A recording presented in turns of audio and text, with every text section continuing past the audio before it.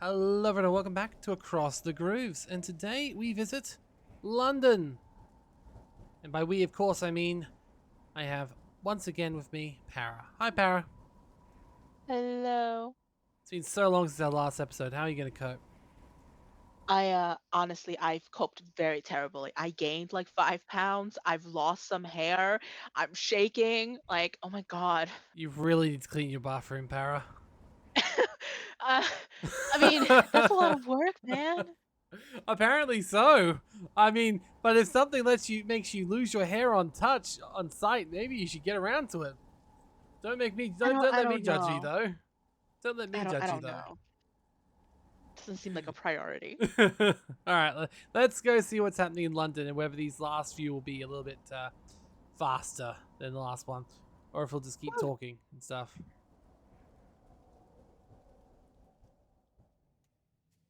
It's almost 10 o'clock in the morning, local time. I am in a pub in Holborn with a large coffee and a phone book in front of me. It's strange they didn't try and break into her hotel room and go into the safe. Yeah, That would be a pretty easy way of doing it. that is true.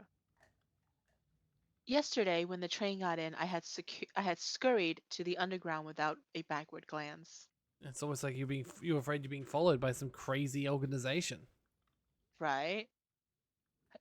I'd had the feeling that several people were seeking me out in the crowd, but I don't know if it was my paranoia at work or if Eva really did have a henchman ready as on the station platform to intercept the record.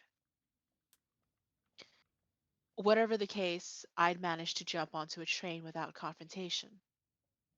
Is it just me, or does she look drained as fuck? She looks very drained.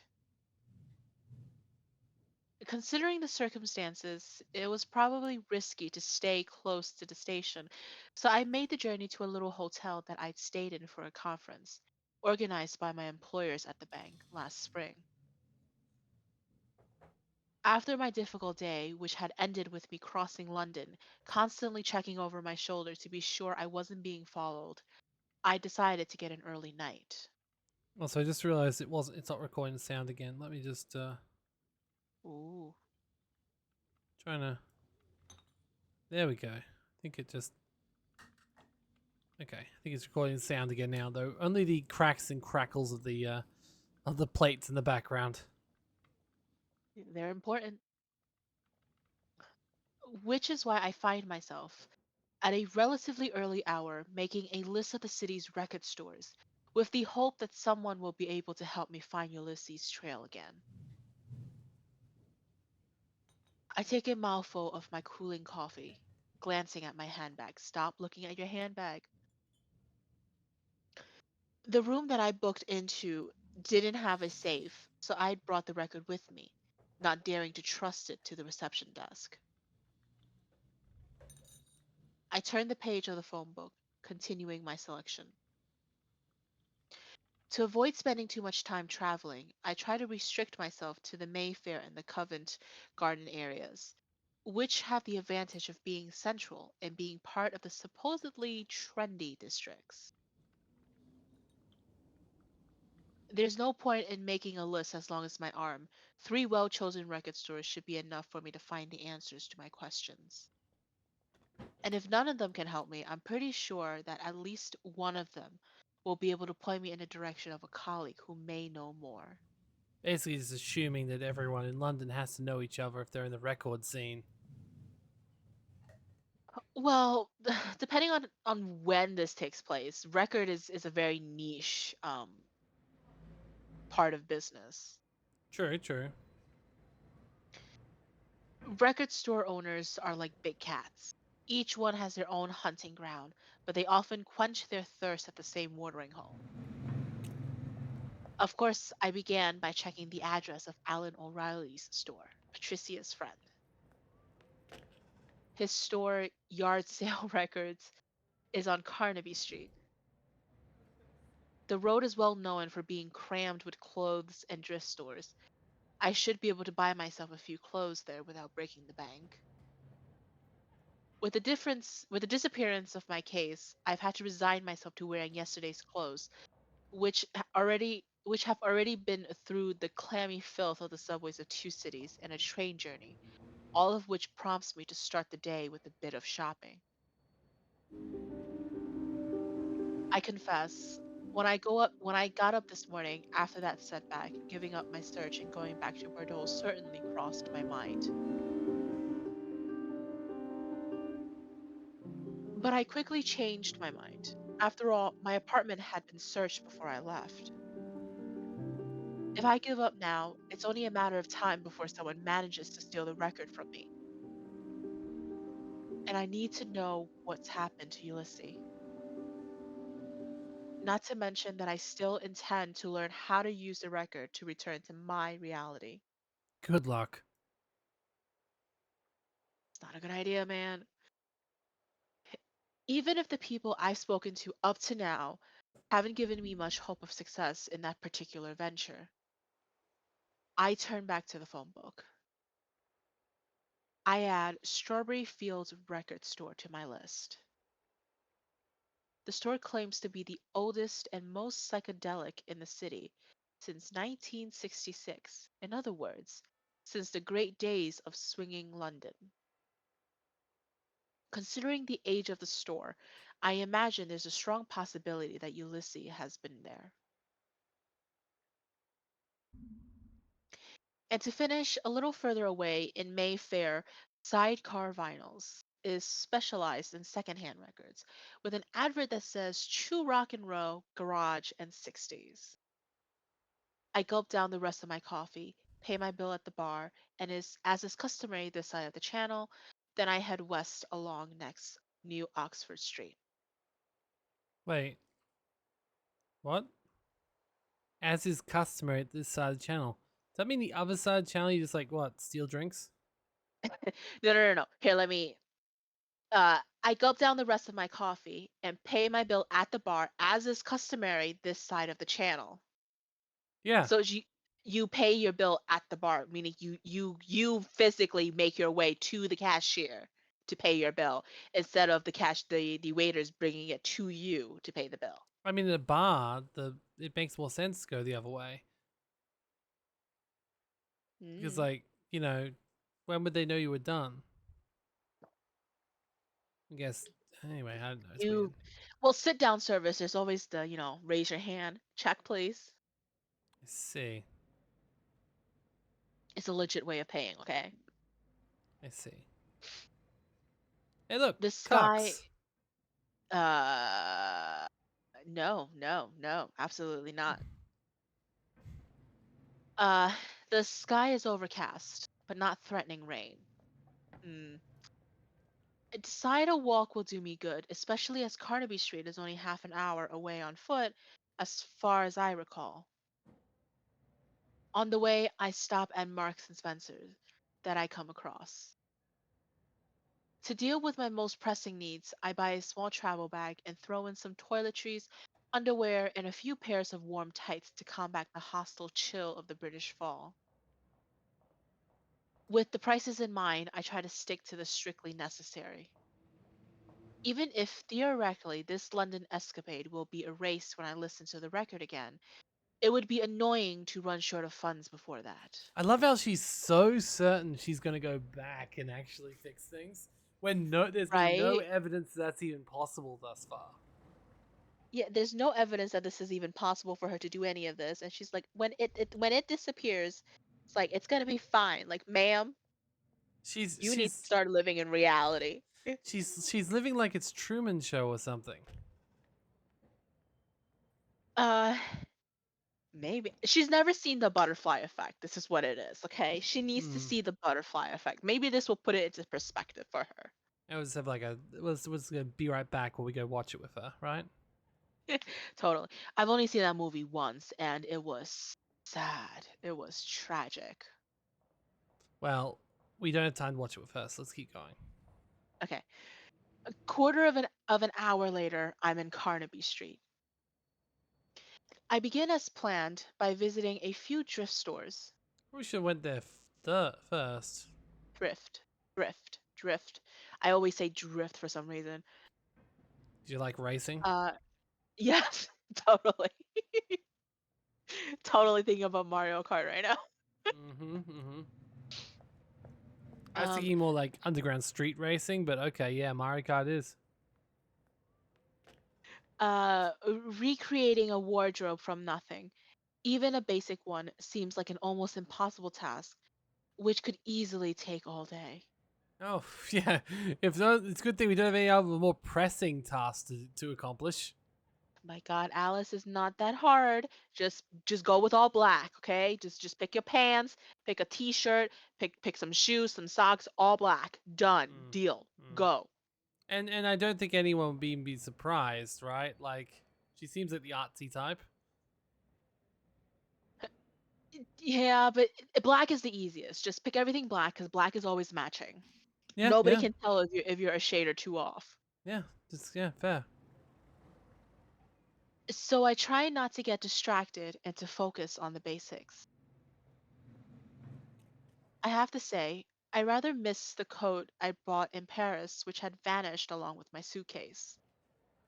So I begin by replacing it with a short black jacket, which I pair with a pale gray woolen skirt and a beige and white striped sail top. You're doing too much, girl. Just go with all black. I complete my new wardrobe with a few tops that can be worn anywhere.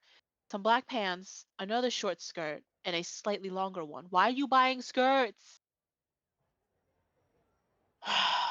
It's like you've never been on the run before. That should be enough for a few Uh, days. have you? Somewhat. Okay then. I ran away once when I was 4. Oh yeah, I'm sure you really made sure not to pack those skirts then. You would have been like smart in that back then. I mean, I ran away with the clothes on my back. Mm. I think I ran 2 blocks and then I ran back and started crying in front of the door. Wow, such a rebel. And then and then they took me to my mother who lived I think 8 blocks away or something like that, and they left me there. So Mm. technically runaway success. It's like we don't want to deal with this shit anymore. I mean, technically it was a success. All right, all right, Technically. all right. I'm gonna take this win, okay? That's fine. You can coast on this victory till the day you die. I will. I just, there's, I hope you get other victories to coast on as well, but you know. Um, and if my wanderings take me to another country again, at least I'll be traveling light. I use the store fitting room to change and slip my dirty clothes into a pocket of my travel bag. Instantly, I feel much better with clean clothes. I look at the time. It's almost midday. I decide that I've spent enough time on provisions. It's time to focus on my main reason for coming here. My shoes! When I get to yard sale records, the store is plunged in darkness. A notice taped to the door window tells me in handwritten capital letters, won't open until late. Come back later. Sorry. Not sorry. Alan. Too bad. I'll just have to come back later. This is when you go on Google and check their opening hours. Maybe Patricia's friend will have decided to get out of bed by then. Ooh. Which one will we go to? Uh, Strawberry Fields. I do like strawberries. I love strawberries. They're great. Stuck between a bookstore and a pub, the faded old wooden facade of Strawberry Fields record store exudes character. Yeah, it's a good thing we're not actually buying records, or that first record store would have just lost a business. Like boss business. You know, Like early bird worm and all that, right? that's true. That's very true. The store is very well located on a touristy little pedestrian street. When I push open the door, my nostrils are assaulted by the scents of incense and patchouli. The interior, which is lit by a few floor lamps, is long and narrow, with tiers of record along each side. The A side of Forever Change plays at a volume as subdued as the lighting. Rare records are displayed along the walls high up, with prices best described as exorbitant. To tell the truth, I feel more like I've walked into a museum than a shop. Oh. Once my eyes have become accustomed to the gloom, I make out, behind the counter, an old man with half moon glasses, long white hair, and a beard just as white and just as long. He's reading a battered paperback copy of the collected works of Allen Ginsberg. A roll up burns at the corner of his mouth. I approach the counter and venture a shy hello. I have a strong feeling that I'm disturbing him. The old man doesn't even glance at me. I wave my hand, this time trying a hey, can you hear me? Gwen's Gwen's coming. coming. What the fuck? The man mutters into his beard. I'm seriously considering leaving when the bead curtains at the back of the shop separate with a jingle, and a young woman with long blonde hair and a welcoming smile appears. Oh, look, it's our next one night stand. Sorry for taking so long. I was just feeding Rob's cats. Can I help you? Either I can ask if she knows Ulysses, or I can bring up the record, hopefully without revealing too much. Clear, Ulysses seems the way to go.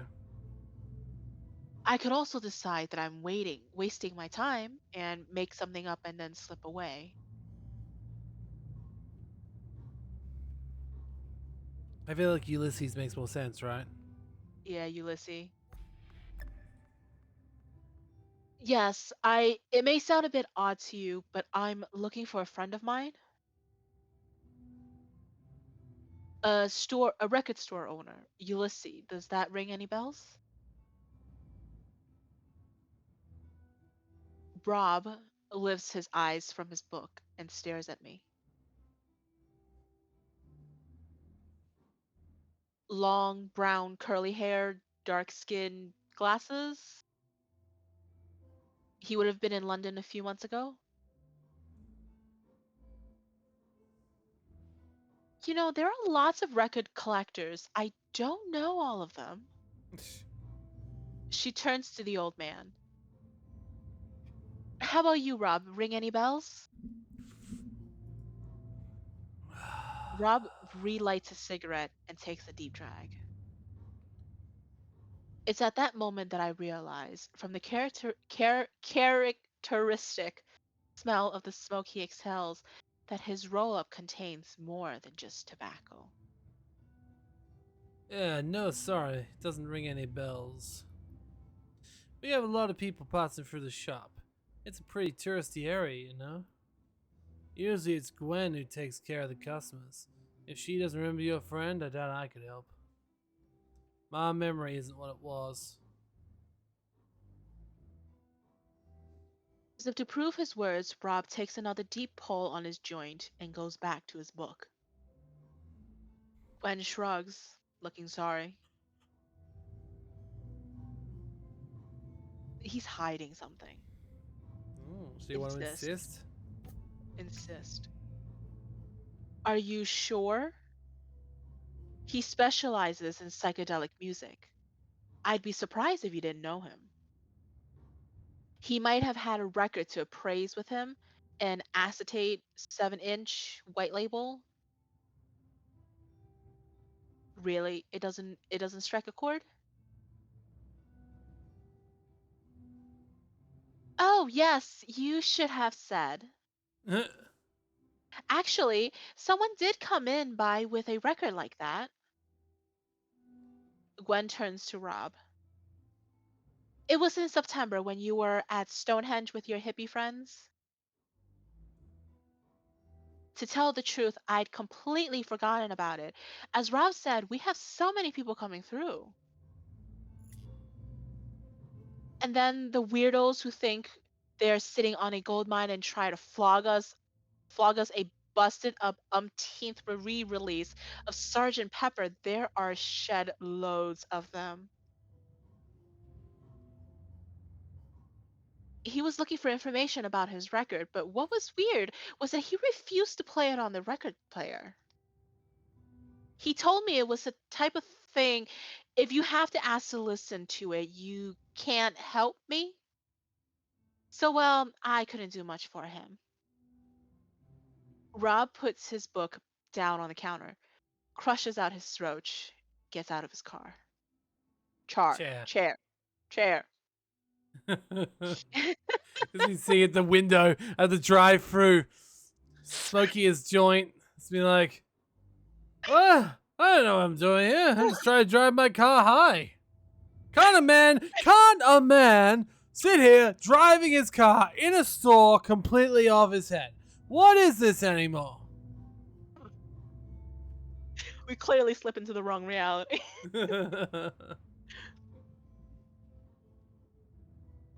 Ooh, Oh god, I never know how to say this word. lethargy. Lethargy? Okay. His lethargy seems to dissipate instantly. Ha! Wait a sec. You're telling me someone came to the shop with Crowley's legendary recording? You let him leave? Gwen blushes and stammers an excuse. How was I supposed to know that it was worth something? Rob turns to me and gazes at me intently. Oh yeah. You know what a record is? I can give you a good price. Why is it always Crowley? Well, I don't think we should tell him. No, it's not. We're not telling him. I'm sorry, I don't know where it is. Of course, this is a lie, but frankly, I don't want to give up the information. I figured I've already got enough people after me. Obviously, Rob is disappointed. Ah, pity. You do find your friend who wants part of it? Don't hesitate to Ah, pity. If you do find your friend who wants a part of it, don't hesitate to send it to me, okay? Wait a minute. You said that it's a Crowley record recording, right? You're not the first person to say that. Yeah, there's plenty of stories going around. This one seems most plausible to me. And it's one of the funds that best fits the supposed powers which people claim the record has. I've had this shop since the 60s. I've seen generations of musicians. The recording comes up in conversation pretty often. As a record collector, I always dreamed of getting my hands on it, if it really does exist. If it really does exist, it's probably a fucking fake, is what it is. Yeah? Aleister Crowley was nothing but a fraud. Oh? Sorry, Aleister Crowley is a real was a real person who was Okay. very into the occult. He started a satanic cult, That is and what the other and guy he said. yeah he basically, if you were ever interested into the occult as a teenager, whatever, the very first name that you'll ever come across is Aleister Crowley. He was very into secret societies. He was very into the occult. He was very into summoning demons and Satan and all that crap. But there's also a rumor, more like a historical theory, that Aleister Crowley was more of a con man, a con artist. Yeah.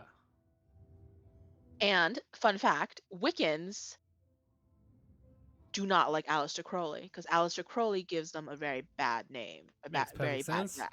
Yeah, that makes perfect sense. Yeah, Aleister Crowley is considered a fraud to Wiccans. Hmm?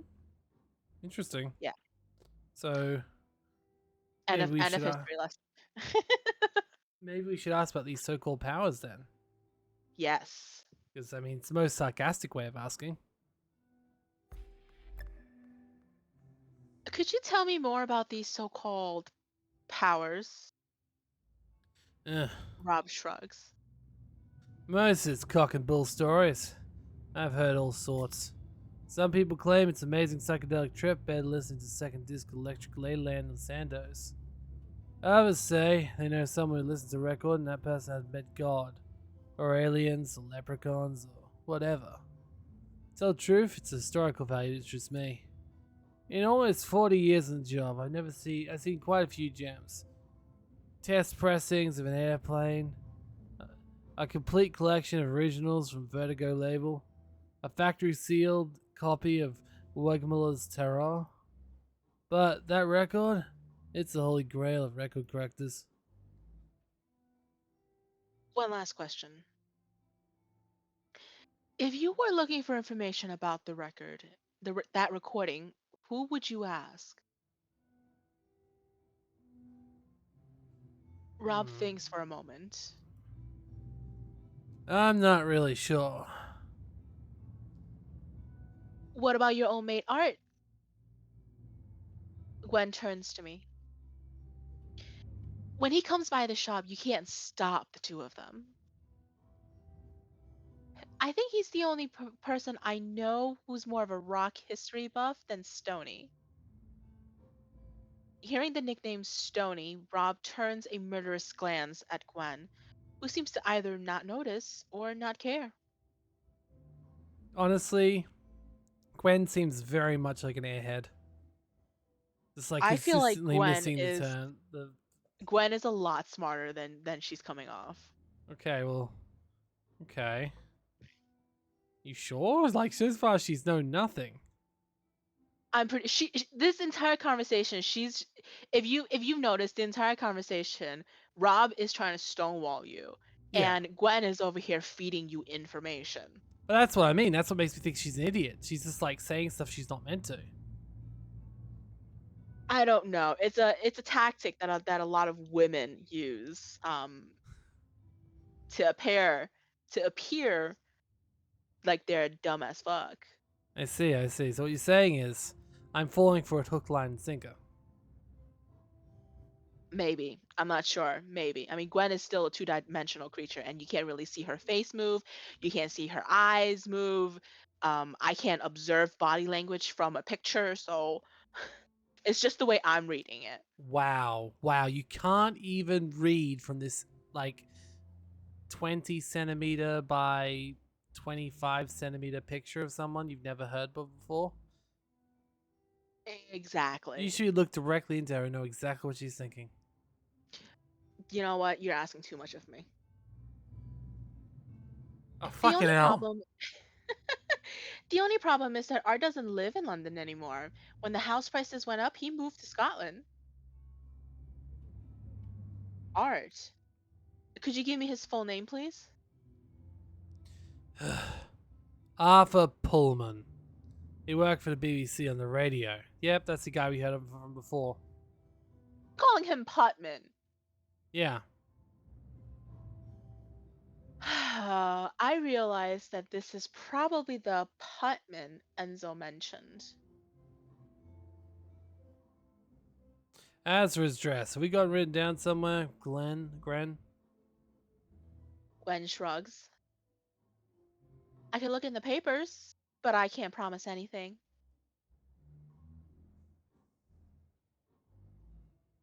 I think it's worth the time. That would be very kind of you. I told you Gwen was smart. She's I'll also do it right now. blushing. She is. It might take a bit of time, though. If you saw the mess in the back of the shop, Is that an invitation, Gwen? that's okay. I've got plenty of time. As she's about to go in the back of the store, Rob puts a hand on her shoulders to stop her. Hey, it's a record shop, not a detective agency. It's alright, but if you're not here to buy. I understand. Sorry, I won't bother you anymore. Huh. Thanks so much for all your help. Gwen gives me a little wave and I leave the store. Should we go back to the person we know? May not be there yet, or do we want to go back to this other one? Uh,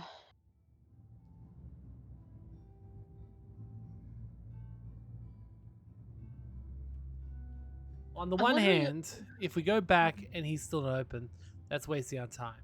On the other hand, if we go to Sidecar Vinyl Records, it's very possible something will happen here and we will not get to go to Yard Set Records. Oh God, I don't know. Let's go to the Sidecar Vinyl store. Okay?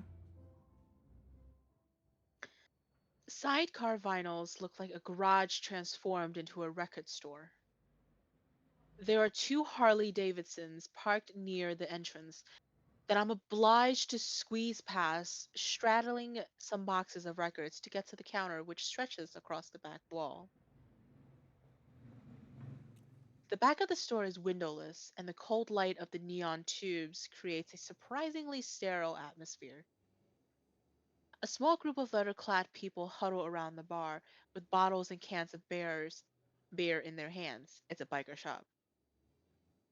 Well, It's a radical change of ambience compared to the subdued atmosphere and meticulous order of Rob and Gwen's store.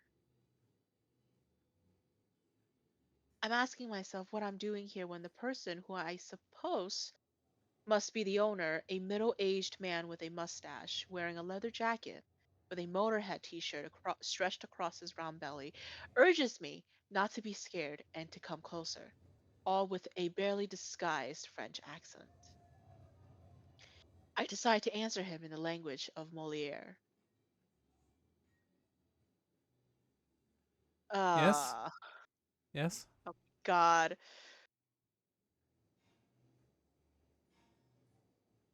I don't even know how to read that, man. Ah, well, bonjour. Is that I the did only the one you first. know how to read? I've just. I mean, I gave you a good start. I figured, you could run with it.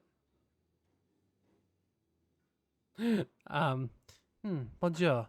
Vos parlez français? The Francis? I know. Francais? I think Français. it's. I took Spanish, man.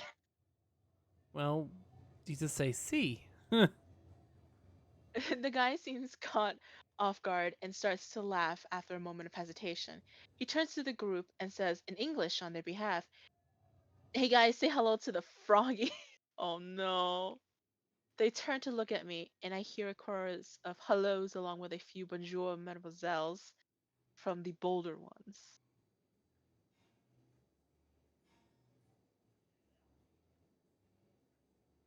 Excuse me, weirdos.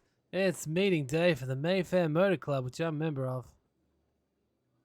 He holds out a hand. I shake it. Deedler, nice to meet you. Well, tell me, what brings you here?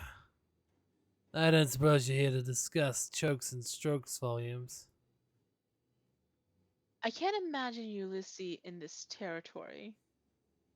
There's very little chance that I'll get any useful information, but now that I'm here, I figured that I might as well ask a few questions. I'm looking for a friend who was researching a record.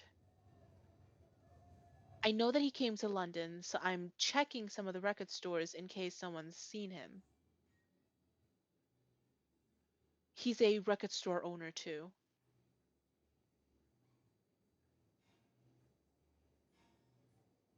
As far as I'm concerned, records pay the bill.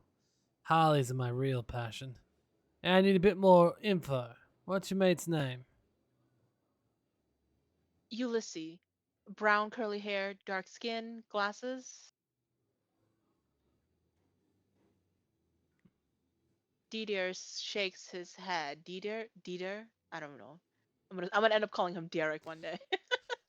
No, sorry, doesn't ring any bells. And the record he's been researching? It's an acetate, 7-inch, white label. Uh-huh. You're gonna tell me that you can't describe Newton's on it, aren't you? Oh my god. Yes, that's right. I heard about that record. I got an old pal who's been looking for it for years.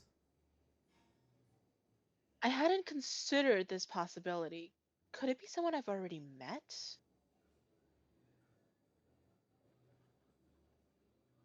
I could play the innocent and try to learn more. I could also be tough and shut down any attempts at negotiation. Hmm.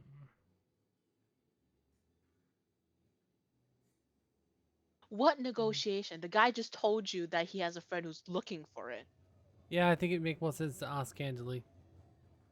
He's not even negotiating, he's just telling you. Yeah, so let's just be chill. Really? Who's that? Maybe I've already met them. Oh yeah, most likely obsessed that record. He thinks that listening to it will literally change his life. His name's Jean-Luc, but he calls himself Eddie Black. Ring any bells? Seeing my face, Didier immediately realizes that yes, it does ring a bell.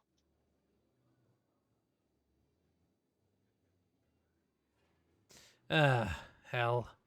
I hope he wasn't too crass with you. I promise you, he's a lovely guy, but as I said, he's a little obsessed with that record. Wow. I think the third option, I don't really know what to think. We Same. we technically don't know this man. We need more information. I don't really know what to think, to be honest. On the one hand, he behaved like someone who was up to something. On the other, I don't have any real reason to accuse him of anything. Yeah, so far there's been so many people trying to get this bloody record.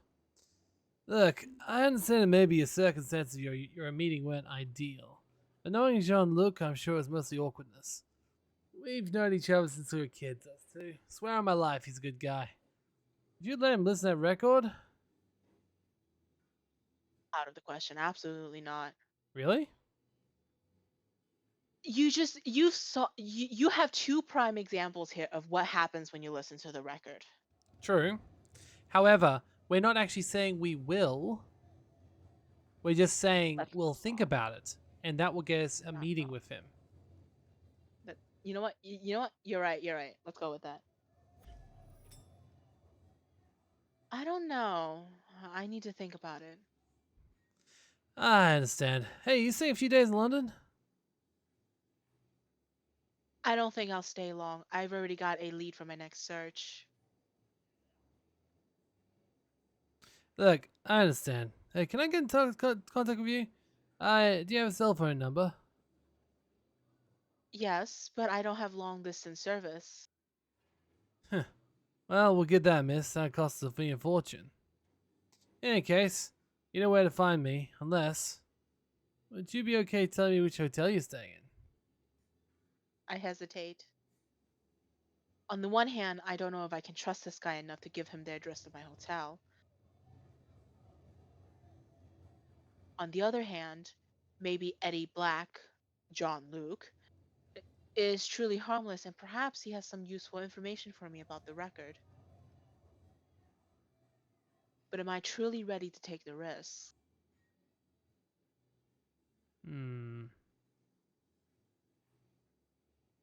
I don't know.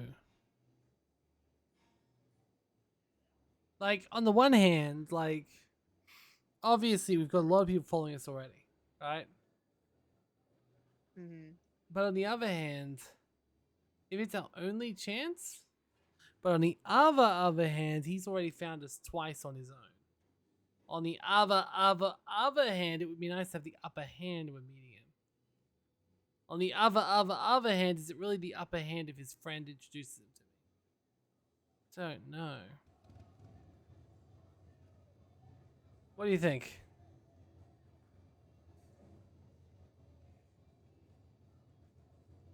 I guess we could, I mean, to move the story in an interesting direction, I guess giving the address of the hotel. Okay. Hmm, okay. Do you have a pen and paper?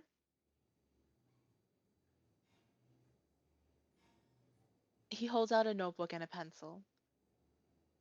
I note down my name and the address of my hotel.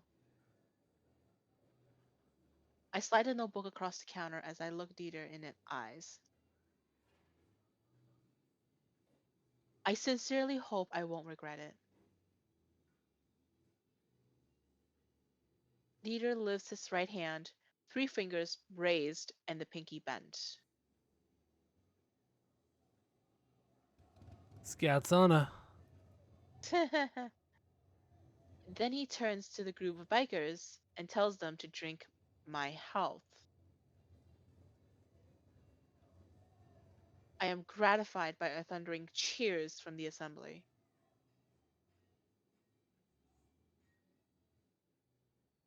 I give them a wave, then I clamber back between the records and the motorbikes to find the exit. Once in the street, I walk quickly away from the store, hoping that I've made the right choice. There are lights and movement when my steps lead me back to Alan's store this time. A few loafers loiter among the boxes, while a young girl, focused on her listening, headphones firmly in place, moves the needle back and forth on a record player in one of the booths. The background music is folk, a little old yet inspired, topped by a husky voice which murmurs in Spanish.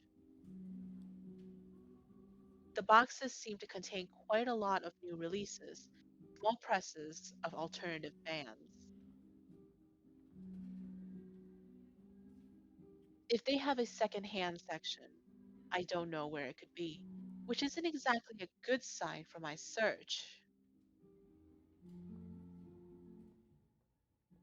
Behind a counter, the two sales clerks seem to be arguing.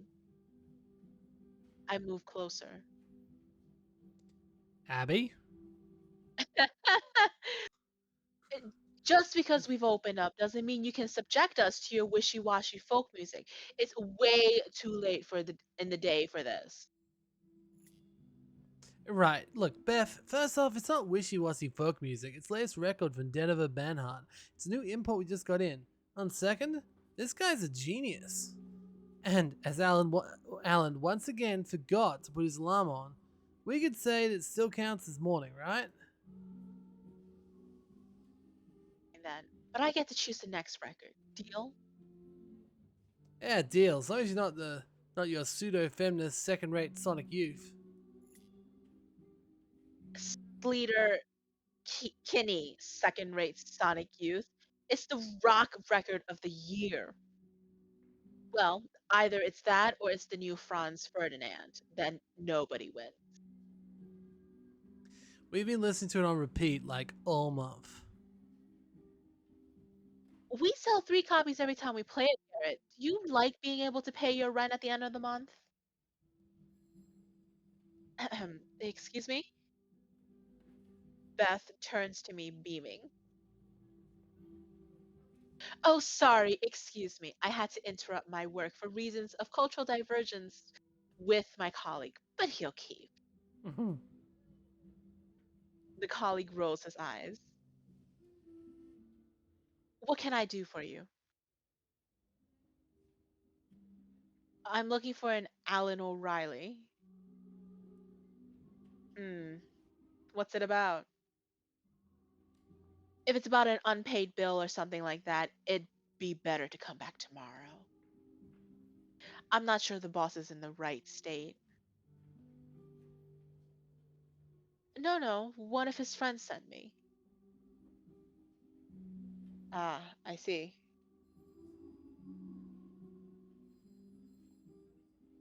It's about a rare record, an acetate 7-inch white label. Does She'll that just ring tell any bells? anyone that, won't she? She would. She probably writes it on her arm. She doesn't forget. Yup. Well, I know what an acetate is, but I need a bit more detail. Do you know the artist? The name of the track? Beth clearly has no idea what I'm talking about. I'm about to give up when the other employee, Garrett, comes over. Yo, maybe we should send her to see the boss. Do you reckon? I'm not sure Alan's functioning well enough for any conversation longer than 3 words. Uh,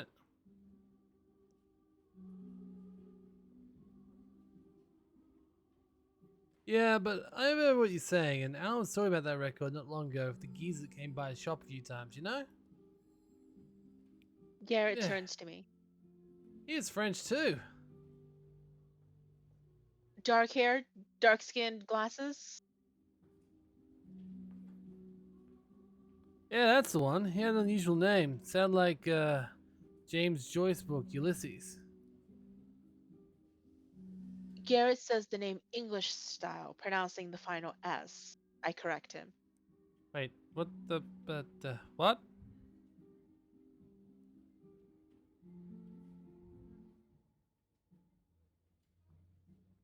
Ulysses?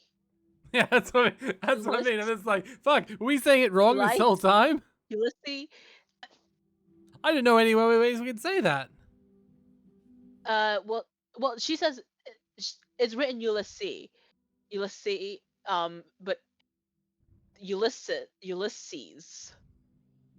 Yeah, I guess Ulysses. I mean, we've been saying Ulysses this whole time. I know. Um, a- and I guess we're gonna stick with it. Unless somebody wants to correct us if we're saying it way off base.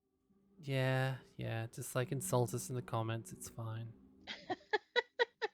I mean, I get insulted every day, so Right, that's it. Hey, do you know him? he's a friend, I guess you could say. I'm looking for him. Look, especially talking to the boss. They had some dealings together. They were old friends, and from what I understood, they knew each other back when the boss lived in Paris. Beth points to the left of the counter at a spiral staircase. He's upstairs, the second-hand station section.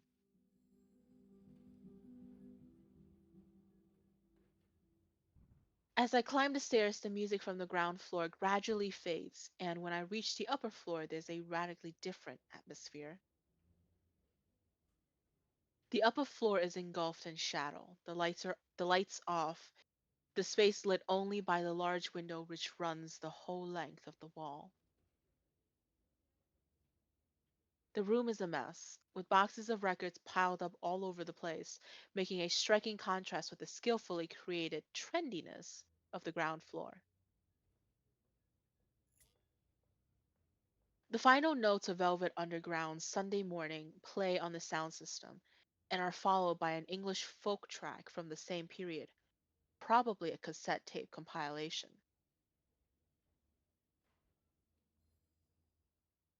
At the end of the room, behind a desk overflowing with paperwork, a large red-headed guy sits, or rather sprawls in his chair, his head back and a t-shirt over his face.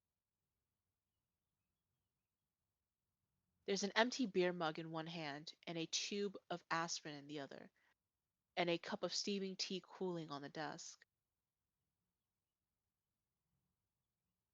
I approach the desk nervously and clear my throat. Without moving, Alan growls something that sounds like Beth, I told you not today, but punctuated with various obscenities. It's not Beth. I've come from Patricia. My companion lifts the corner of the t-shirt, glances at me, lets out a long sigh, and sits up in his chair. Even now, on what is apparently a bad day, he gives off a kind of calm force, which I find strangely attractive. We're gonna sleep with him now? Does everyone in this game smoke? Yes. Patrizia. Yes, it's her who sent me. He asks who I am in a strongly accented French. The R's rolled. I'm Alice. I'm looking for Ulysses. Ulysses. Ulysses from Paris. Patrizia's ex. Yes, that Ulysses. We don't need to get into all that. Yes, if you like, that Ulysses.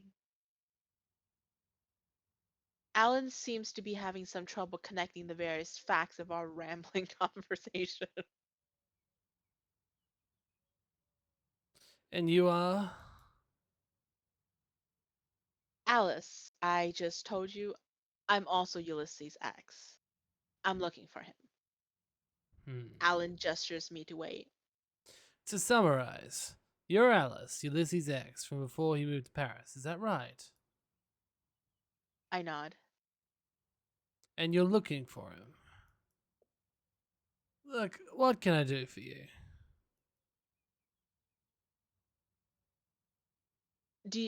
Where does he know where Ulysses is? Well, We're not gonna get. that is why we asked him, wasn't it? I thought that's the reason we came here.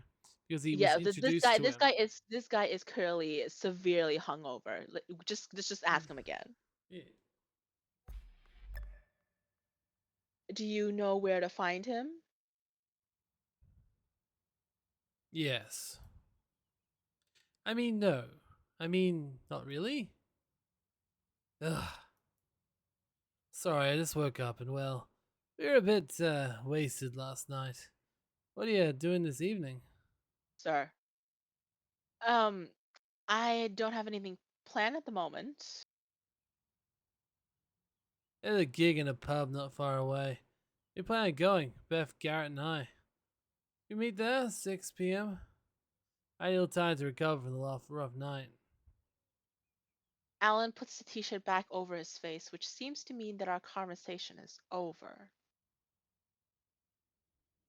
When I go back down the stairs, Beth signals me to come over. So, so he had a rough night. I told you. He told me to join you at a pub this evening. Do you have the address? Oh, yes, the Fox and Sparrow. She notes the address down on a paper for me. So I'll see you there? Unless you want to stay here till closing time. It's up to you. We've got good music and a few magazines to pass the time if you haven't got anything better to do in the meanwhile. For now, I've been to all the record stores I wanted to see. Rather than mooching around for the rest of the afternoon or tucking myself away in a pub, I could stay here. Good idea. Thanks for the offer. It'll give me a chance to catch up with what's new. We've got listening booths. Help yourself. How long is this record store open? Don't know. Late tonight, apparently. Uh, I don't know about you, but I would not stick around. No, they're a little bit creepy. I thank Beth and head off in search of a few records to listen to. The Fox and Sparrow is only 2 streets away from Yard Sale Records, a typical London pub. From outside, I can't see Alan or his two employees. I suppose I may be a bit earlier. Perhaps they're a bit late. I'm surprised you didn't just travel with What? them, given you apparently stayed in their shop, right? Yeah, Like, why didn't you just go with them? I thought that was the point. right? I considered waiting for them outside, but decided against it. So I head into the smoky warmth of the pub. Oh, lovely. The concert has already started. At the end of the room, on a platform, the band is playing a folk tune with a strange pagan sound. I order a drink and move closer to the stage. I allow the singer's incantation to lull me. She is completely immersed in her performance, which is punctuated by a large, bearded man who thumps on a big drum with a stick, and is accompanied by a few crystalline guitar notes and the low humming of a cello. I take a moment to consider today's increase. They weren't a huge success. Uh, At least I have a full name now, Arthur Pullman, and a destination, Scotland.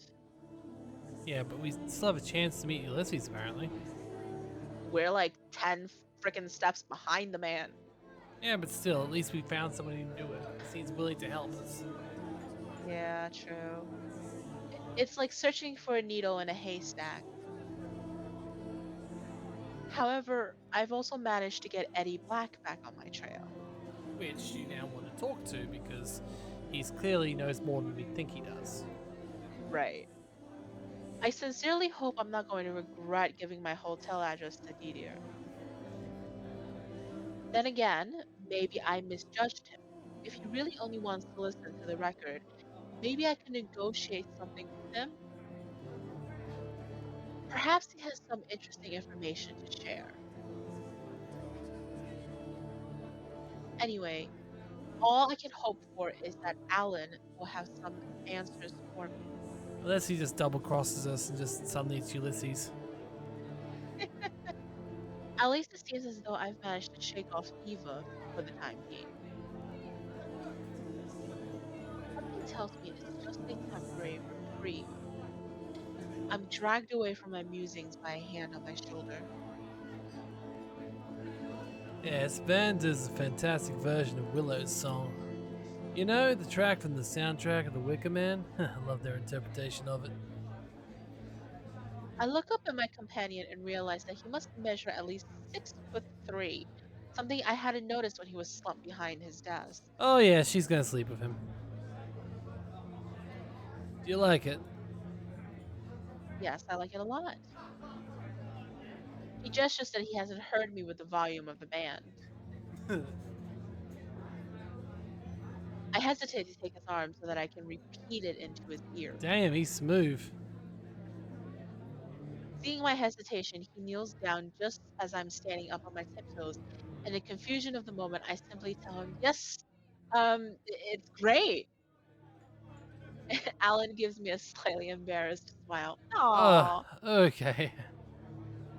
There's a moment of silence before I notice that I haven't released his arm. I let go a little hastily, hoping that I'm not blushing at my own awkwardness. When I take a step back, he puts a hand on my shoulder and says into my ear, We've managed to find a table. You coming? We'll be able to talk more easily. Beth is waiting for us at a table on the other side of the pub, far enough from the stage for the music to be at a reasonable level to talk without yelling. Garrett joins us, carrying 3 pints of beer, which teeter dangerously between his hands. He lights one over to Alan and another to Beth. Sorry. I don't know what you're thinking drinking. I raise my scarcely touched gin and tonic. I'm all set, thanks.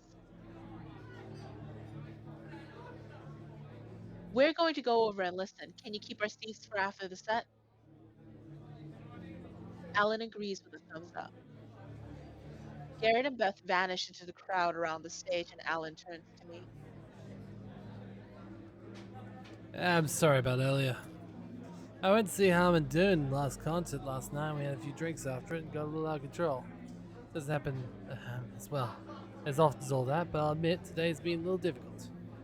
Anyway, as you can see, I'm feeling much better tonight. Alan, yep, okay. So, you seen Patrizia lately? Is she, okay? It's been ages since I was in touch with her. I'm not great with the telephone. Listen, she seemed pretty well. That's good. Lived in Paris 2 years. Went for my last year of uni, then got a job at a record shop in Ozmere. That's where I met her. Afterwards, came back to UK and started my own shop. We managed to stay in touch. I spend a weekend in Paris at least once a year, and she spends a weekend in London from time to time. That said, when I saw Lucy come into the shop last month, I was a bit surprised. I bumped into him a few times when he was with Patty. Really great guy, but lost touch when we moved to London.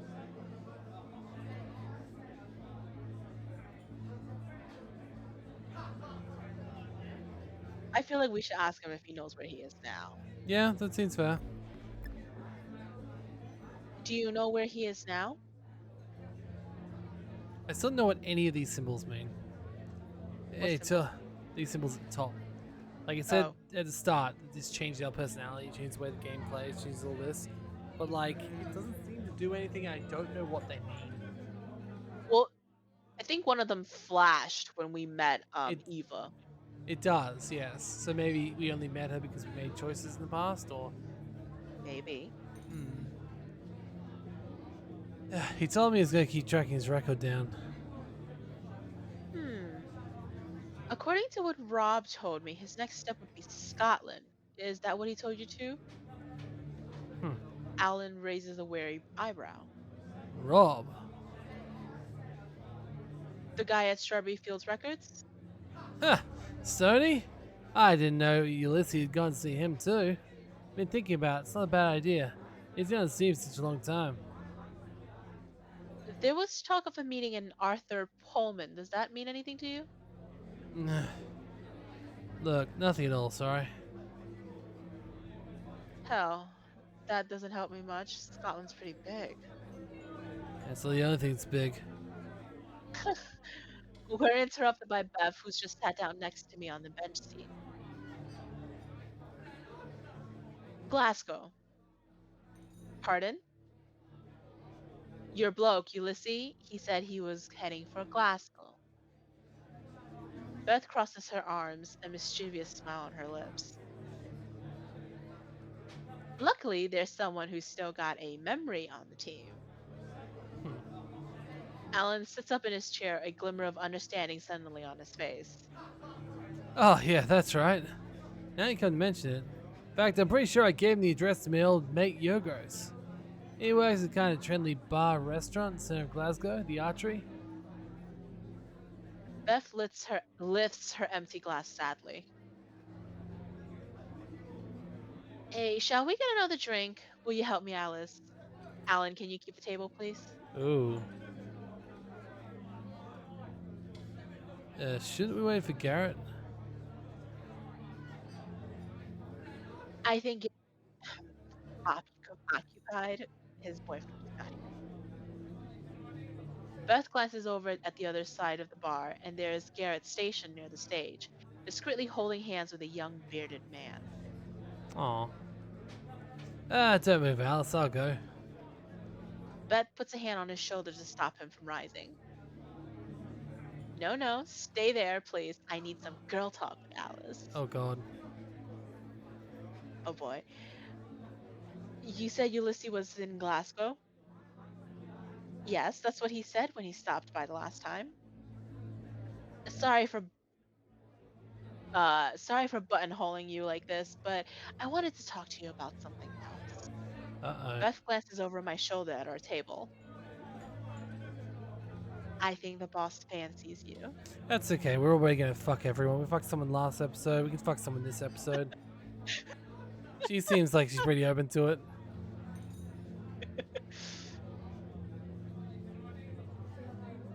Really? What makes you say that? Beth takes a deep breath. Alan probably told you that he moved to England to set up his own shop, but actually, he left Paris to be with his missus. Ooh. Unfortunately, they split up a few months ago. It was pretty messy. Since then, he's been going through a rough time. We joke about him not being able to wake up to open the shop, but honestly, he's been a bad way since the breakup. It really shook him up. Is Beth literally just gonna trying to be like, if you could sleep with him, that'd be great. Beth, what you trying to tell me here, girl? I think she's being the best damn friend a guy could ask for. When I saw her come downstairs earlier, all showered and perfumed, well, anyway, looking very dapper despite the hangover, I told myself that perhaps you were here for a reason.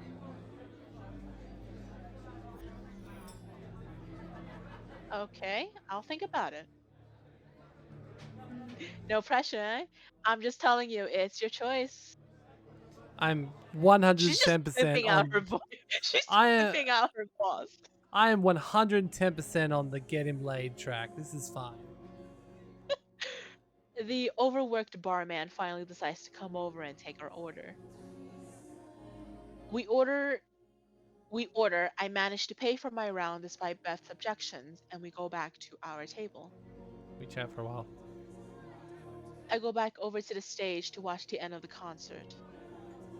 We order a last drink. Alan tells me funny stories about his life in Paris and London. He tells me about how he met Ulysses. I felt a twinge of sadness. I recall the good years we had together with a strange sense of deja vu, or more like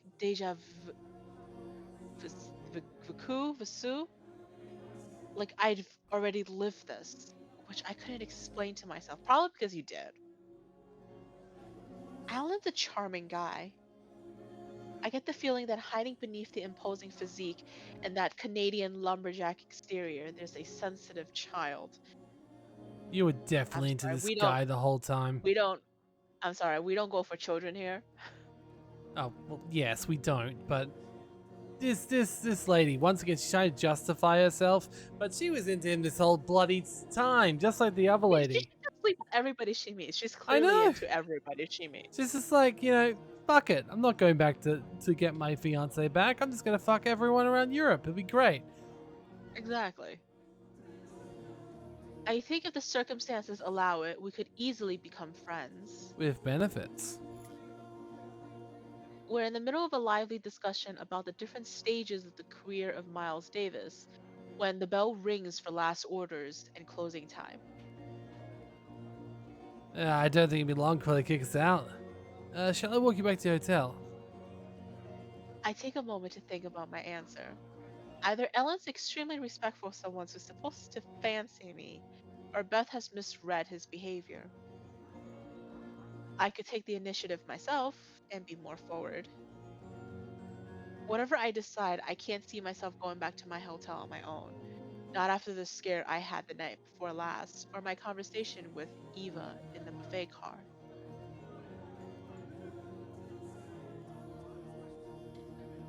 I put my hand on his.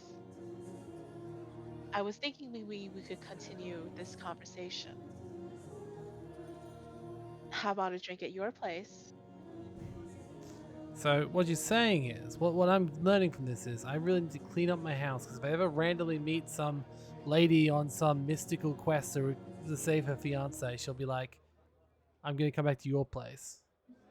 You See, telling me your she's, house is not clean? I mean, it's clean enough, but like I could do with a little bit of like extra work around my kitchen and stuff. With pleasure. Out of the corner of my eye, I see a knowing smile spread across Beth's face. Right, I think it's time we got going. Aw, what a lovely friend she is. Don't worry about your alarm for tomorrow. I'll sort it with Garrett for us to do the opening. We say goodbye, go out of the pub, and head off in different directions. Alan and I continue to talk about music on the walk, and it's only when our steps bring us to his shop that I realize he lives there. Mm. Rather than using the front door, Alan opens a little door on the side, which leads up to the upper floors. Wait, is she really surprised? We found him in his bed during a hangover just before. No, he was sitting at his desk. Oh, still, I'm not surprised. Why would you come into work and not open up? Mm. We arrive directly on the upper floor of the shop through a back entrance. Alan goes in front. I try to follow, groping my way through the shadow, guiding myself by the boxes of records. He reaches his desk, switches on the lamp, and then he leans down and produces a bottle of whiskey and two glasses from a drawer. What kind of That's whiskey, though? that's another problem I'd have if I was trying to get someone to come back to my house. I don't have any alcohol in the house, so couldn't do that. Damn, You don't drink. I do not know, and you know this, I do know this. so it's not a I big also drink surprise. enough for the both of us. Well, we are not having a steamy rendezvous in London, so we're fine. No, we are not. When I told you the music was my life, I wasn't joking, as you can see. You live here? Yeah, my wife and I separated last year. She kept the flat, and after divorce, and me, I moved in here. To start with, it was in the meantime, but it was a temporary measure that sneakily transformed itself into a permanent solution, if you see what I mean. He points at a door with a private sign behind us. When I did work for the shop, we kept a separate space for kitchen and shower for convenience. It was kind of easy to turn into a flat. I feel like he's definitely like letting out a lot of his true story there and just being, and she's still into him, so fair enough, I suppose.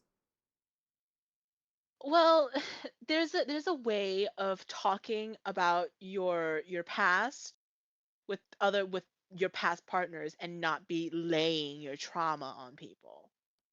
Is he's not doing a great job, is he? I mean, he's doing fine. He's giving you the facts. There's a little emotion in there, which is perfectly fine. Women love emotions. Let's see, I see. But he's not like bemoaning. He's not like you don't understand. You're like my ex-wife is just the Okay, best. that's true. That's true. Okay, fair enough. I Yeah. will, I will, I will forgive him for now and continue to fuck him. Let's we go go and into make the this night private magical. we go into the private area. Alan ignores the switch for the main light and turns on a few lamps instead, no doubt trying to create a more intimate atmosphere. We're in a big rectangular area with a kitchenette and the door leading to the bathroom on one side. On the other side, a big mattress lays on an ancient parquet, and a long farm table surrounded by mismatched chairs sit in the middle. At least he's got an actual bed frame. I cannot tell you how many times I've walked into a man's Wait, what? house and he has just a bed on the freaking floor Wait, that is really? not even up against the wall. That's like just Really? just in the middle of the goddamn room. Really? Yes, it was like he was hoarding himself out. Huh. I don't think I've ever not had a bed frame. I thought they were sort of mandatory. I never thought of having a mattress without one. A lot of guys just live like that. Like they would just have a mattress on the floor randomly. But It looking like they hoard themselves out by the hour. that okay, sure. Weird. Fair enough. Fair enough. Well, I'm gonna sit here. Is it bad? My bed frame's like solid hardwood. It's actually quite hard to disassemble and move my bed. I think that's kind of sexy, honestly. Hmm. Well, you can't sleep with my bed. I'm sorry. Why not? Just give me the bed. That's all I need. Just give me the bed. No, me and my whale need that. Sorry. Ugh. Killjoy. uh, Hate you. Friendship over. eh, eh. Just need someone to the third episode. It's fine. Uh, I move closer to him, take his glass, and place it on the table. can I also just say, we're about to go into a second sexual encounter here. We Yeah. have played literal games that are actual visual novels with the goal of sex that have had less sex than this. Like, remember that really disappointing one with the head bobbing backwards and forwards? We got the saddest blowjob in the world, and that was pretty much the height of intimacy. I do remember that one. That was I'm just, so bad. oh, That was the one that incited me to be like, we need a mystery. We need a proper mystery. yeah. Well, we've got it now, I suppose, and Kind of. lots of sex. So there we go. What do you mean, kind of? It's still a mystery. I wish it would move along a little bit faster. I mean, it is true. We definitely see a lot of her B plot. There's a lot of This slice of this life this, in this. this just become a adventure of how many people she can bump uglies with. It's like the real corny like sexual music damn it, I've now The forgotten it all. But you know what I'm the talking about. softcore porn. Yeah. You know the jazzy stuff that just plays Yeah. when you enter a room. It's just like You're like, hello, nope. hello, my sexy compatriot. It's like no, I'm here to save my fiance. Oh God. I try to embrace him, but our difference in height makes it a complicated exercise. Yeah, I'll bet. Okay, and also let's point out this is the second time she's brought up his height. Like she's totally into him this whole time. Like she didn't need to say a thing. Beth did not need to say a word. He leans towards me and kisses me with delightful awkwardness, unsure what to do with his long limbs. Oh, oh dear. And the guy had a wife, right? I'm sure he knows what to do with his limbs. Yeah, yeah. Delightful awkwardness. Huh. He backs off and caresses my cheek softly with his thumb, his hand cupping my chin. Hmm. I feel I choked on dust. I mean, there's a lot of dust in the air, can't you see? Like, it's actually visibly in the air right now. Alright. Ah, I feel beautiful. Just really gets me in the that was mood real to hear sexy. someone hawking up their lungs. That's just, whew. You know how to get me going. That was real sexy. It's like I just have an 18 plus warning for hot choking action. I dare you to put that as the title. Oh no, oh no. I called the last episode Stranger Danger. This episode should be hot choking action. Oh, I really hope I forget that by the end of this episode, but I'm having a feeling we're going to go to Scotland shortly, and that will be the end of this, and we'll just have another episode done. So, yeah. Yeah. Um then he says in a murmur dragged from what? Then he says in a murmur dragged from deep in his chest. You know, I'm not really sure if I'm ready to start anything with anyone, you know? Sorry, this is just sex. I answer him with all the tenderness I can summon up. We have no tenderness whatsoever. Uh, don't worry, I'm just passing through. I told you, this is just sex. Yeah, her second one night stand in as many nights. Right? Gets out of a committed relationship with a fiance straight into the one night stands. Yup. It totally committed. Damn. I I hold on to his back as he swings me round and drops me gently onto the bed. You spin me right round, baby, right round. Wait. Don't do that. No, I'm not, because I'm of the generation that there's only one thing that comes to mind when I sing that song. Then I let myself be swallowed up by pleasure and the night.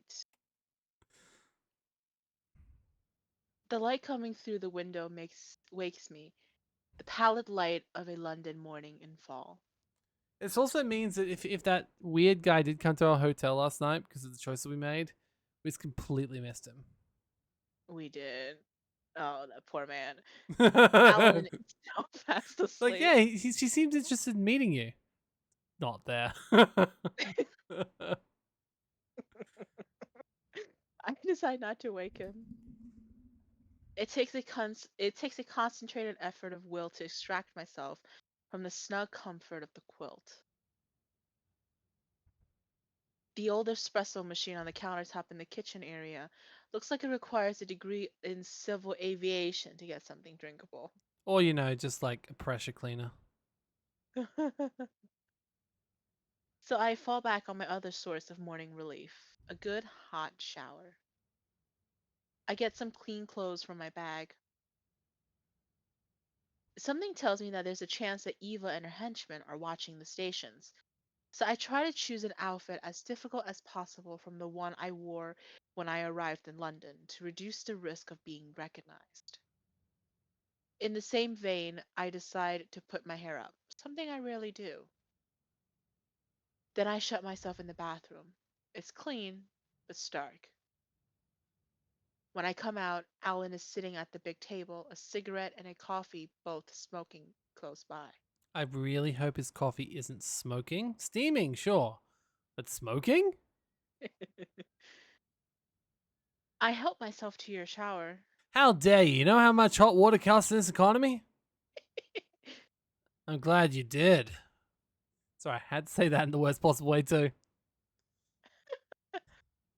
I'm afraid I don't have much to eat, but would you like a coffee? Hot coffee? Absolutely. I didn't dare touch your machine. It looks tricky to handle. Well, that could have also been said sexually. What the fuck? Alan puts his cigarette on the ashtray, heads to the kitchenette, and embarks on what looks like a chain of meticulous actions. I mean, those coffee machines aren't that complex. You just have to like yank their Some of them pulleys and like, are. I guess. Some of them are very complex. It's one of the It's only one of things ugh. it's Sorry, one of the I'm only things I tired. I'm want to keep tired. after the divorce. In any case, my ex is incapable of using it without spraying coffee all over the kitchen. Does make an excellent cup of coffee, but has to be tamed. He puts the espresso in front of me. It's an espresso machine. Hey, do you want a cigarette to complement your breakfast of champions? Hard to resist the call of the nicotine. Nicotine. It's funny because like at the start of this, she's just like, "Yeah, we quit." And I Now she's realized just that, chain smoking. yeah, now she's pretty much chain smoking like the rest of them. Well, like any addiction, it only takes one. Yeah, well, apparently she was already smoking again, like straight away. Like the first thing she did when she came back, and she discovered, oh, there's a pack of cigarettes here. I might as well go for it. He had a life-changing situation. Smoke people with addictions will always, always, always think about the addiction first when something stressful happens. Fair enough. Fair enough. Thanks. I hope when I listen to the record again, I'll be back in a reality where I've managed to quit smoking. All it takes is saying no. There's so many points in the Not storyline where you that, just said no. not that easy. Not that Ah, easy.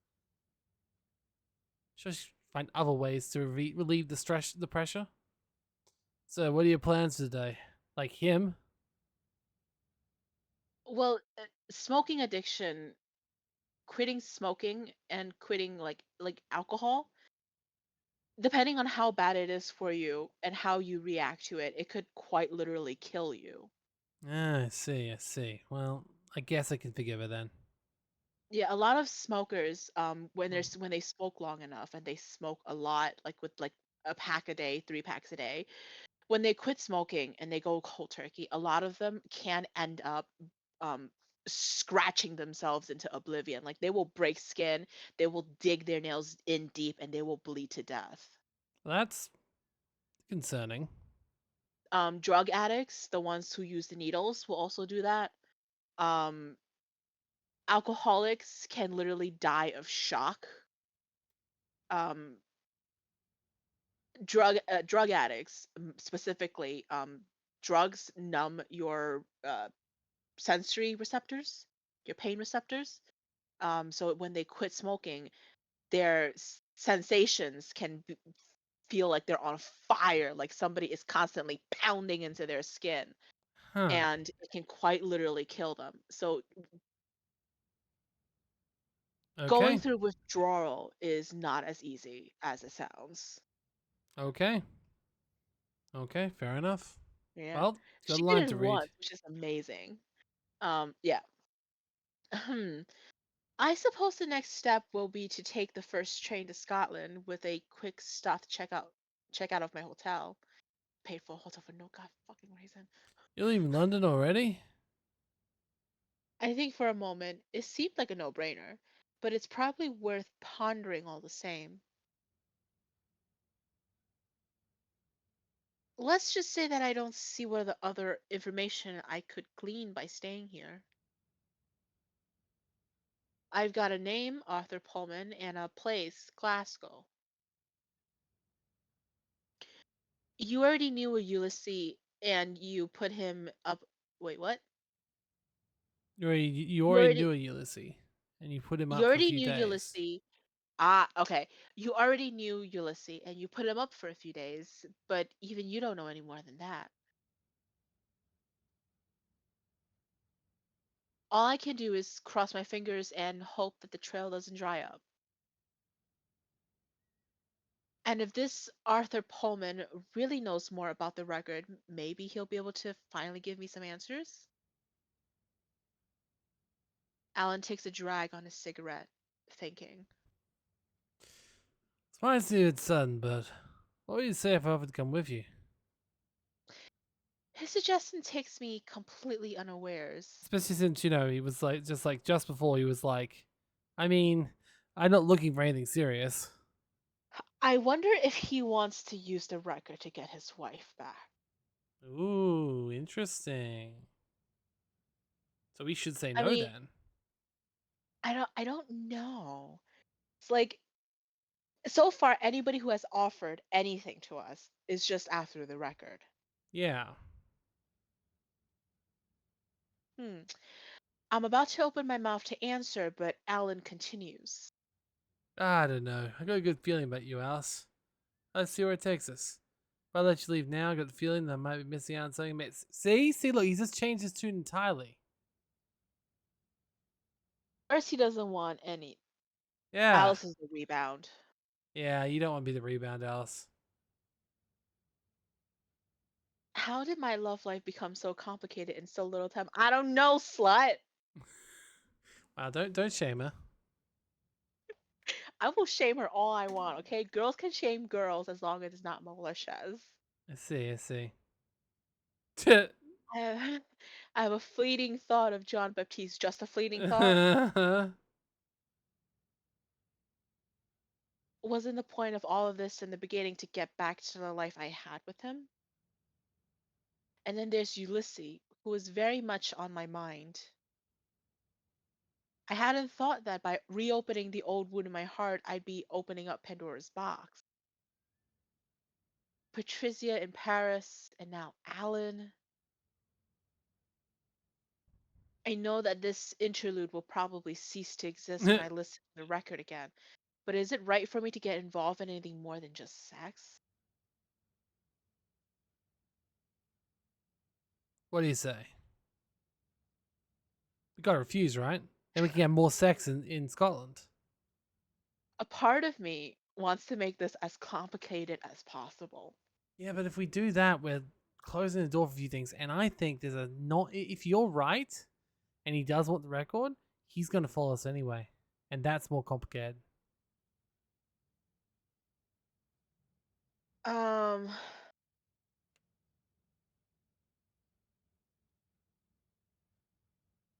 oh God. It's one thing, just a predictable double cross versus he starts being another stalker. Okay, fine, let's refuse. I'm sorry, Alan, but I'm not ready to get into a relationship. I've got so much that I need to sort out before I can think about starting anything. And you've got a life here, your record store. I can't let you drop everything for an affair that'll probably lead nowhere. Ah, look, that's no problem. I can trust the shop to Beth and Garrett for a few days. Don't worry, not as of your undying commitment. I'm just offering to come to Glasgow for you for a few days. It's true that the offer is tempting. Is it really risking anything to string out our little affair to see where it goes? Both times you said no so far, and I'm going to keep saying no because that's what we decided. But like both times you said no so far, the person's just turned around and been like, "We're going to do it anyway." He's pushing. Yeah, this is the second time this has happened where someone's just been like, given a choice of yes or no, and it's just been a no. It's just been didn't matter. It still said what I want to say.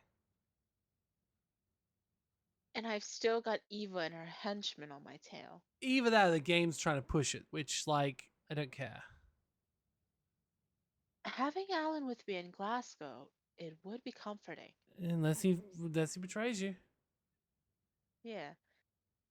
But then again, do I want to get involved in a relationship that will probably be erased by the record? And then she's going to go on another journey to Yeah. get with Alan. Also, is it just So, because it's a close? Anyway, what? her hair looks normalish again, but it looked different entirely before. I guess we already got used to it. It doesn't take long for her to look like her again. Huh. I'm sorry. Okay, fine. I understand. I had to kick myself out and give it a try. You'll come back to London, though. Call me, okay? I thought you didn't use the phone. Well, he's not good at calling people, but other people will call him. I see, I see. It's time to get to work. After Leslie's performance, least I can do is help Beth and Garrett open the shop. You ready to go? Alan and I make our goodbyes rather awkwardly. Then I follow him downstairs and say goodbye to Garrett, who's opening up the store. Oh, that's right. We just double stole this whole time. Oh, Oh, when I get to the hotel reception to return a key, I'm surprised by a familiar face. we're gonna have sex with him? I recoil as I find myself face to face with Eddie Black. I wouldn't be surprised either way. He lifts his hand in a gesture of peace to reassure me. Hey, don't be scared. I don't mean you any harm. Diddler gave me your hotel address. I jumped to the first train to London. I thought I'd wait with you. They didn't want to give me your room number reception. After all the events of yesterday, I'd kind of forgotten about Eddie Black. Okay, on the plus side, can I just say, he apparently came in the morning, which makes infinitely more sense than coming like late at night and less creepy. So that's a positive, right? How far away is Paris and London? I mean, a fair distance, but like he could have gotten there. I mean, we also don't know if he just followed us already because he already followed us from the previous location we were in. Yeah. All I asked, you tell me sorry. After all, after that, still don't want to listen to my record. Want me to listen to the record? I'll promise to leave you in peace. There is a little seating area in the hotel lobby. I gesture him to take a seat. We sit down together. I'm listening. Eddie is silent for a while. I guess that he's prepared and rehearsed what he wanted to say so much, and now that the time has come, he can't find the words. Hey, yeah, sorry. Look, I've been chasing after the record for years, and now when I'm so close, He glances at me, his face profoundly weary, yet gentle. I can't imagine how I could have thought that this guy was a threat. because he followed you multiple times everywhere you went. Yeah, when you're stalked, you're stalked. Yeah. You know, as we get older, we tend to collect regrets. You know, missed opportunities. I'm a musician, singer, guitarist. I had some success in the 70s, especially in France. My career was taking off. I had a first hit playing on the radio. Big Heart and a black leather jacket. Does that sound familiar? I shake my head. I've never heard of it. Yeah, that doesn't surprise me. I missed my chance. I blamed myself so much. Barclay had signed me up for 43 fives and for the option of another album. And I had a chance of my life. Johnny Halliday was looking for a sporting act in his Winter 78 tour.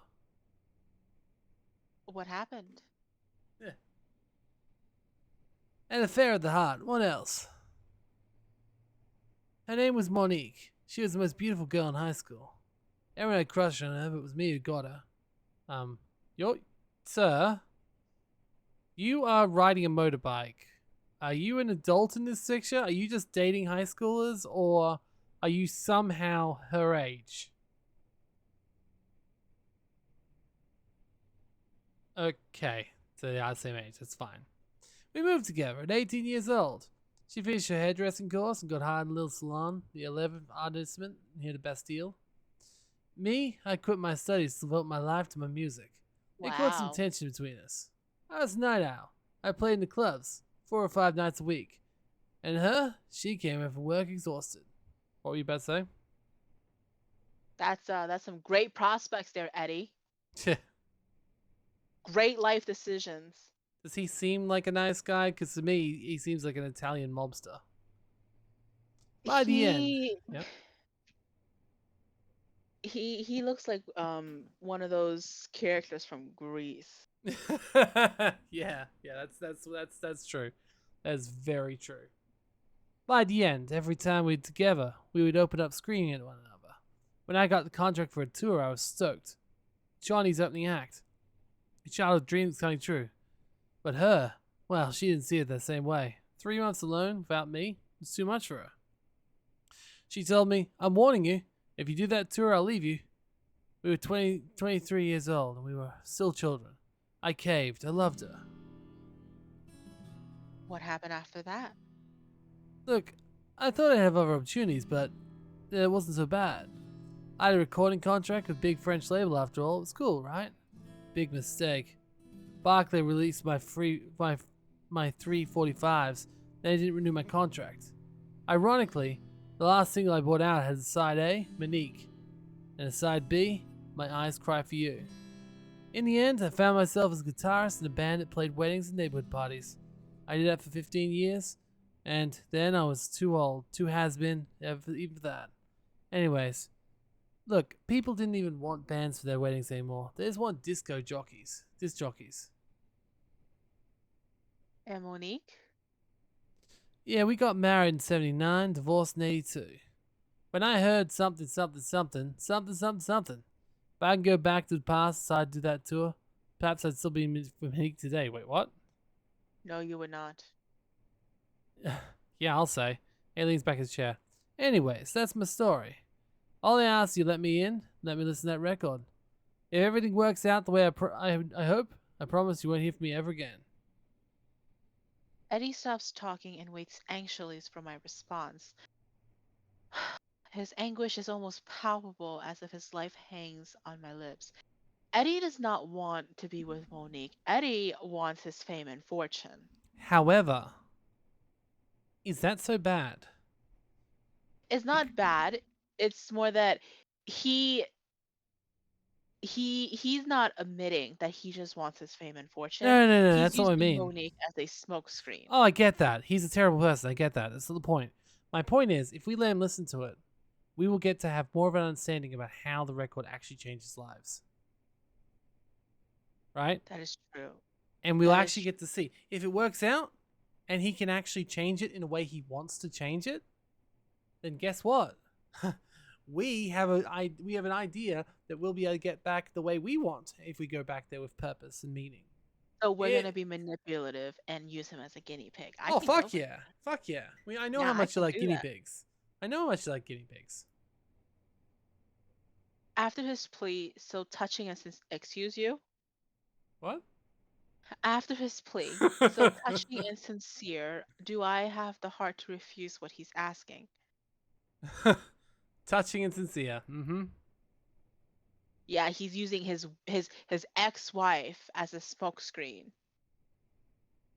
Something's There's bothering me something bothering though. me though. Let's Let's say I say I accept. accept. Let's say I accept. How do you plan to listen to the record? Eddie's face lights up with a big smile. Oh, I got it, my tippers. He bends over, grabs, and proudly brandishes the little tartan case which he'd put down next to the couch. I assume it contains a little portable record player. Have you checked out your room? I just need 5 minutes alone. Well, I haven't said yes yet. If you don't mind, I've got a few questions for you. Eddie gives an anxious nod. You say you've been searching for the record for years. What do you know about it? Oh, I think you know at least as much as I do. First time I heard about it was by chance the end of part 90s. Pretty much by chance. There aren't that many people who know about that recording. Seemed a bit crazy to me though, of course. A record that's changed the past. Still, dug a little deeper and I didn't have anything better to do after all. For a long time I found nothing, but I started to notice that I was seeing the same faces everywhere, and there was a rumor that the record was here or there. What do you mean, the same faces? Yeah, most of them pretty okay. Music fans, collectors, dudes bit off their heads, the I dropped some acid and met God types. And then there's the others. The others? I'm surprised you haven't bumped into them yet. Kind of secret society looking for the record. They're called something like the Iron Sky Rose. Sure you haven't heard of them. Iron Sky Rose. Seeing my skepticism, Why Eddie would you be adds, skeptical about this? Like you've "You already met literally them. met Eva, And she said my organization. She wasn't like me right? and my pals. Me and my buddies are just trailing you to see if you've got the record." Yeah, there was actually some intent there, damn it. Yeah, something like that. Look, I didn't see it written down. There's a young woman in charge. Well, young woman. In fact, I didn't really know how old she is. Eva? Heh, that's her, Eva. Them, they really freak me out. Well, you know who I'm talking about because you already met them. And I'll bet you haven't lost them. Um, You know what? I guess we could be a little bit honest. Yeah, let's be honest. I've got to admit, they really scare me. Yeah, you're right to be afraid. Those guys, not very friendly. Especially that woman, Ava. From what I hear, it's her dad's organization since she started their sect. Or their organization, whatever it is. Do you know why they want the record? I guess they want the same thing that I want. To change the past. Yeah, that's it. At least I'm guessing. Honestly, I don't really know. Like I told you. One last thing. How did you know that Ulysses has sent the record to me? Well, like you, I did a bit of digging. When he arrived at San Owen, I threw side questions and got around. I would say myself several times trying to talk to him, letting me listen to it. And one day he left Paris. I asked Patty where he'd gone. She didn't want to tell me. Anyways, followed her trail and direction and learned he came from Bordeaux. That's where he realized he sent to you. Was it you who turned over my apartment? Oh, what? No way, I'd never do that.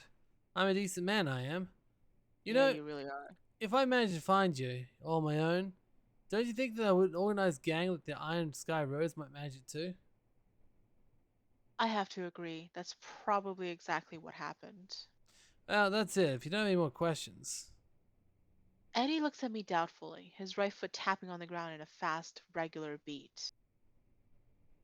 After all his good faith, a refusal to let him listen to the record will be difficult to justify. Then again, Ulysses himself refused him several times. Perhaps he Yeah. had a good reason. More likely, stop putting him up on a high horse on a fucking like pedestal. More likely, he just didn't give him the time of day to find out his story. I have a decision to make and to stick to it. I think we both agree on that, right? Yeah, let's create some trouble. All right. After everything you've told me, I don't see any reason not to let you listen to the record. Really? You mean it? Yes, really. Eddie grabs his tepes, stands up, and waits restlessly for me to do likewise. Follow me? I would definitely be locking him in the room with no windows. We climb the stairs to the second floor where my room is. I open the door for him and signal him to go in. Hey, will you wait out here? I think it's best if I do this alone if it's cool with you. He's going to masturbate for a bit. Fair enough. I always like a pre-record masturbation session as well. I hesitate for a moment, then I say to myself, there's no real risk of him escaping with the record. From the second floor with only one door to get in and out of the room. And a giant window. All right. I'll give you 5 minutes. Eddie pauses as if he wanted to hug me, but had changed his mind. He simply says, You're a saint, miss. I'll pay you back. I know how, but I promise I will. then he goes into the room and the door shuts behind him. Now, it should be said, she still remembered everything from before using the record. Hmm. So he will also remember. So it is very possible. If anyone's Will going to be able to replay it. she? Yeah, remembering. and that's the question. Will he suddenly end up in a completely different place? But here's the thing, like, she didn't really move places when she did it, right? She just moved like timelines, experiences, etc. Like, he'll be in the same room, and the question is, does his life still have to live up to the point where he was in this room? My question mostly is if she's gonna remember him. Yeah, that's what I mean. Like, he may not even be in there. Like, Well, it might let's just see. change everything. I lean against the wall across the hallway, not taking my eyes off the door. After a few moments, a strange sensation overwhelms me. Maybe just knowing the record exists helps change the way it impacts you. Maybe. As though I had a weight on my chest. Or maybe we're about to lose right now. Mm. Suddenly, the walls of the corridor seems to dislocate imperceptibly, and the air lights up with iridescent particles. Then nothing. When I open the door of the room, Eddie's headphones lie on the floor, still plugged into the Tempest player. The clacking of the tone arms stuck in the central groove is the only sign of life in the silence of the empty hotel room. Wow. Okay, but it implies the record's still there.